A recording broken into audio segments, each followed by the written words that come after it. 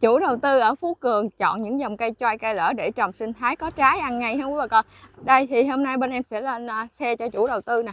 Số lượng là 2 cây vú sữa, là một cây vú sữa tím Mica không mũ, một cây vú sữa lò rèn, một cây Lekima tứ quý và một cây chôm chôm tím cường. Lekima tứ quý thì trọng lượng trái rất là to ha. Lekima hay còn gọi là quả trứng gà nè, ăn thì thơm béo bùi và mịn nè, đặc biệt là không sơn không chỉ ha. Dòng chôm chôm tím cường, chôm đột biến ha, ăn cốc hạt, ăn rất là ngọt luôn ha, cơm dày. Còn vú sữa tím Mica không mũ thì trái khi chín sẽ chuyển sang một màu tím hoàn toàn.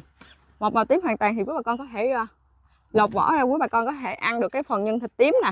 Còn vú sữa lò rèn khi chín thì bạn này sẽ chuyển sang một màu xanh bóng, ăn thì rất là ngọt, đặc biệt là sữa nhiều ha, ăn rất là ngon luôn. Nếu mà quý bà con chọn trồng làm sinh thái nè, hay là khu nghỉ dưỡng, hay là decor sân vườn thì cứ liên hệ về trung tâm cây giống hoặc là inbox trực tiếp, bên em sẽ có nhân viên tư vấn cho quý bà con. Xin chào và hẹn gặp lại ạ.